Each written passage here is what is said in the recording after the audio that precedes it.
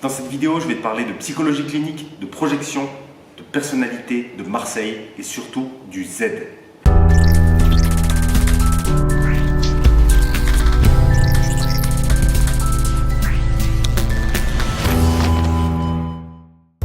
En psychologie, quand on parle de Z, de quoi parle-t-on? Eh bien, avant tout, on ne parle pas de ça. Un Z qui veut dire Zorro. Encore moins de ça. Et Z, le voilà. Le Z, c'est un test projectif qui est un peu l'héritier du test de Rorschach. Alors si tu connais pas Hermann Rorschach, ça va être un petit peu compliqué, mais globalement, c'est un psychiatre suisse du début du XXe siècle qui a créé le test le plus connu en psychologie. C'est le fameux test des taches d'encre. Et bien en fait, son élève, durant la Deuxième Guerre mondiale, Hans Zülliger, a créé une épreuve inspirée de l'épreuve de Rorschach, mais avec 3 planches. Donc un temps de passation plus court et un temps de cotation également bien plus restreint. Pourquoi tu devrais t'intéresser au Zülliger?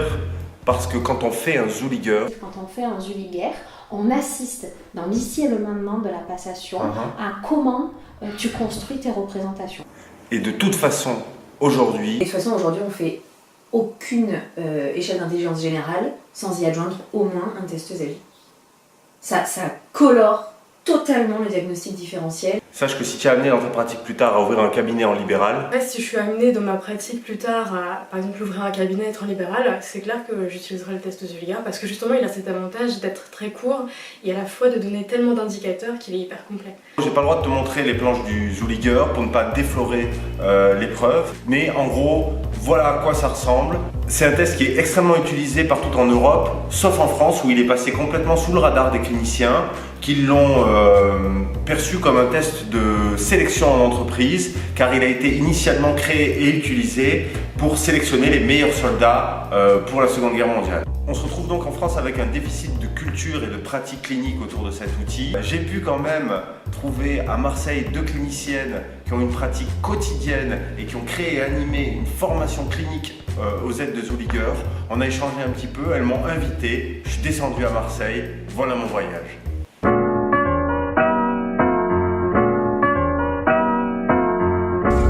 Ce qui est absolument ouf quand tu arrives à Marseille depuis Paris, c'est que tu redécouvres un truc que tu avais même sorti de ton esprit. C'est un ciel bleu.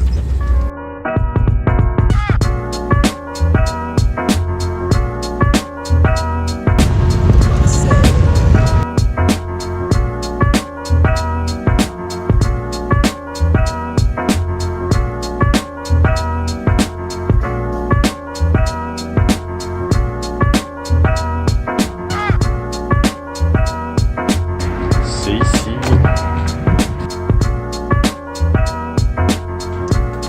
Bonjour. Là, je me dirige vers le bureau d'Audrey. Je vais pouvoir tout à l'heure lui poser plein de questions sur le Z de Zülliger.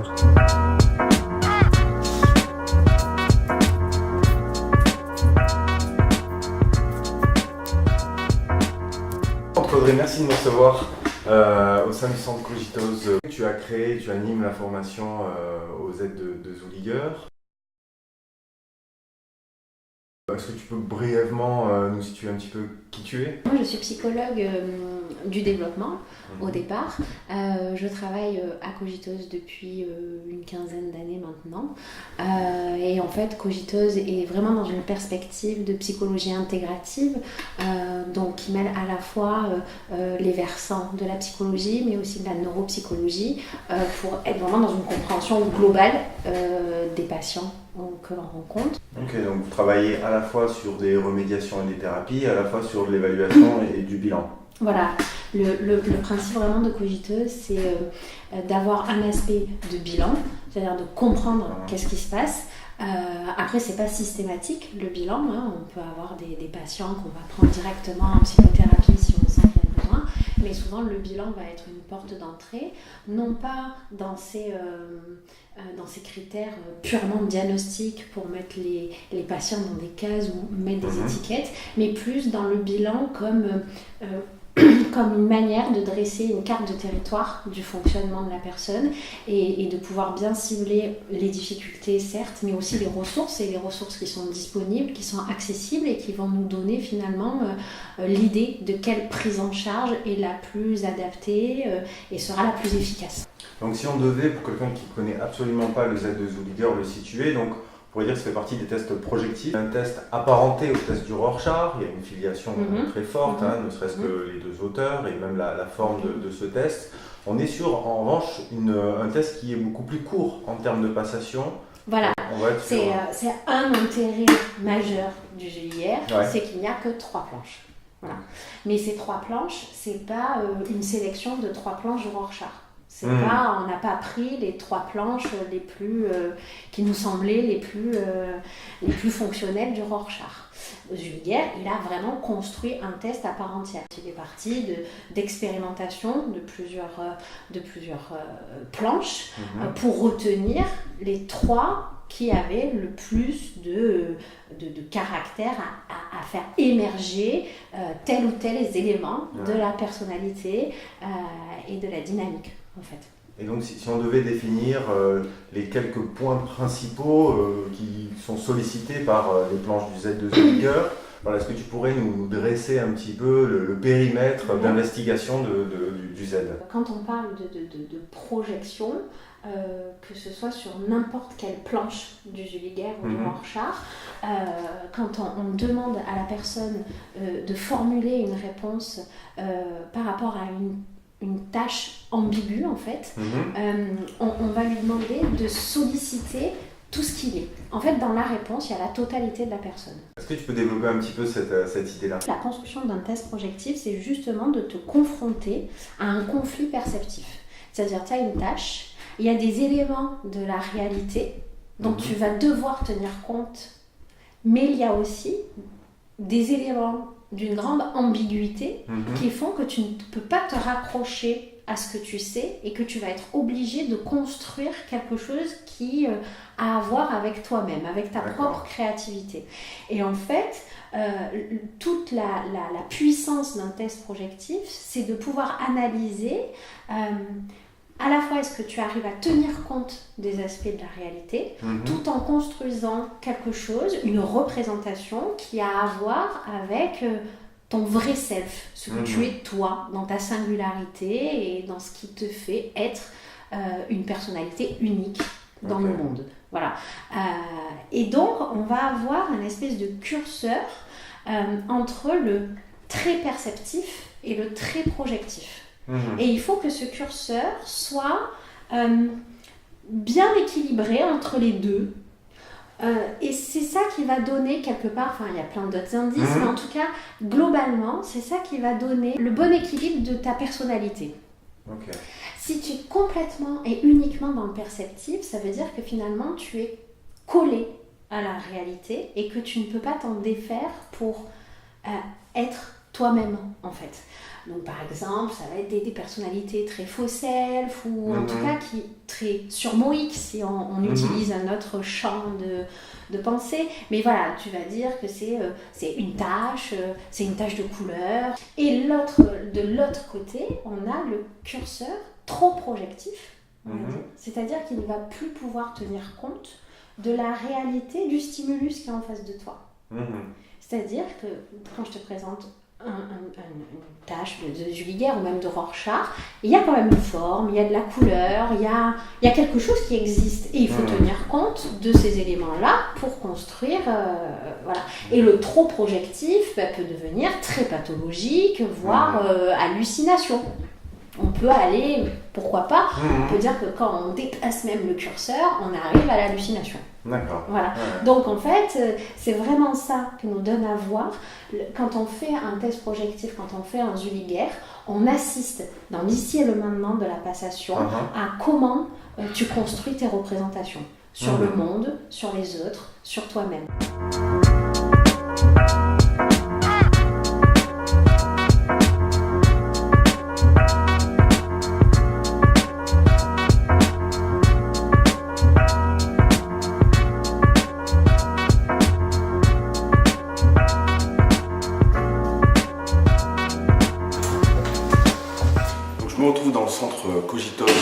Marseille. On va aller un petit peu voir ce qui se passe en salle de formation. Ils sont en train de cocher les protocoles. On est lors de la deuxième journée de formation. Aujourd'hui, mon activité principale, ça reste évidemment la consultation psychologique. Et puis j'anime par ailleurs des formations qu'on a commencé à créer il y a une petite dizaine d'années avec Audrey Patagna et avec Jeanne Supachin. Donc dont avec Audrey la formation aux aides de Zuliger. Tout à fait. Moi par exemple c'est assez étonnant, j'étais à la fac, en plus pas très loin à Aix-en-Provence. On m'a formé au Rorschach et j'ai jamais entendu parler du Z de Zuliger. Est-ce que c'est quelque chose d'assez fréquent ou la plupart des gens sont comme moi ou il y a quand même des poches comme ça de culture autour du Z? Non, et la plupart des gens en fait n'en ont pas entendu parler. Il se trouve que il y avait une formation à la fac d'Aix justement sur le Zuliger pendant un bon moment, mais avec un professeur qui est parti à la retraite. Et en partant à la retraite, avec lui est partie cette introduction au test Z. Petit à petit quand même, parce que ça fait plusieurs années qu'on propose ces formations et que nous on en parle systématiquement dans toutes nos formations, ça commence à se savoir. De ce que j'ai entendu, donc c'est un outil qui est assez intéressant en complément ou dans une batterie quand il s'agit d'une démarche d'évaluation. Est-ce qu'il peut être aussi le support à une prise en charge en thérapie? Bien sûr. Ce qu'il y a, c'est que de base, comme tous les outils, c'est un outil qui ne doit jamais être utilisé tout seul. Quand on l'utilise dans le cadre d'un bilan psychologique, c'est toujours avec une batterie d'autres outils. Mais dans la démarche psychothérapeutique, il peut être extrêmement pertinent de proposer à un moment donné cet outil-là, à la fois pour tout ce que ça peut provoquer, tout ce que ça peut faire émerger des mécanismes psychiques du patient dans l'ici et maintenant de la passation, c'est-à-dire lui donner cette occasion de venir déjà élaborer à travers ce support sur ses propres problématiques, et puis c'est l'éclairage que ça apporte aussi aux cliniciens sur la problématique et sur la façon dont il va pouvoir orienter aussi sa prise en charge. Puisque le test Z permet de mettre en évidence la dynamique de fonctionnement interne, psycho-affective de la personne, dans ses dimensions complexes, problématiques, mais aussi dans ses ressources. Et pouvoir identifier les ressources, c'est aussi une possibilité d'organiser une prise en charge en aidant la personne à aller accéder, puiser, s'appuyer sur ses ressources à elle pour aller mieux. J'avais encore deux petites questions qui concernent plutôt la passation et ton expérience vraiment avec le Z. La première c'est, est-ce que c'est une passation qui met plutôt en effort le patient ou qui est vécu comme quelque chose d'un moment plutôt agréable, sans aller jusqu'à agréable, mais en confortable on va dire en tout C'est cas. très différent d'une personne à l'autre. C'est très différent. Il y en a qui trouvent ça extrêmement agréable. Parce qu'il y en a pour qui rencontrer leur créativité, rencontrer leur imaginaire, être dans une relation sécurisée avec quelqu'un et avoir en face de soi quelqu'un qui n'est là que pour être attentif à nous, que parce qu'il s'intéresse à nous, ça peut être vécu comme extrêmement plaisant. Maintenant, il y a des personnes pour qui c'est effectivement plus compliqué parce que ça va les confronter à des angoisses, parce que ça va les confronter à tout un ensemble de mécanismes qu'ils ont mis en place à l'intérieur d'eux pour essayer d'éviter justement de trop se rencontrer. Forcément, ce temps-là va être un peu plus délicat. Après, c'est rarissime que ça soit vécu vraiment douloureusement par quelqu'un. Ça peut arriver, mais c'est vraiment pas la majorité des cas. Il y a plutôt quand même une forme d'intérêt, de curiosité en général. Une dernière question, après c'est si quelque chose te vient sur ce registre-là. Est-ce qu'il t'est arrivé déjà quelque chose de particulier lors d'une passation du Z de Zuliger?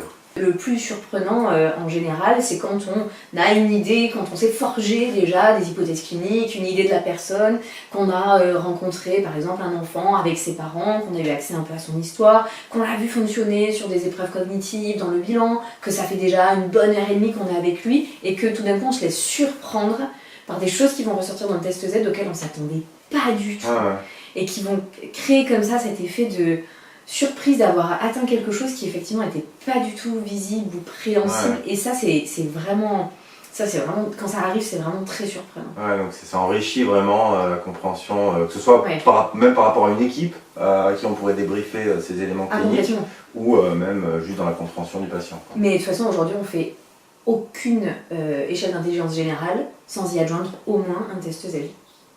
Ça colore totalement le diagnostic différentiel et l'interprétation qu'on va faire des échelles d'intelligence générale. Totalement.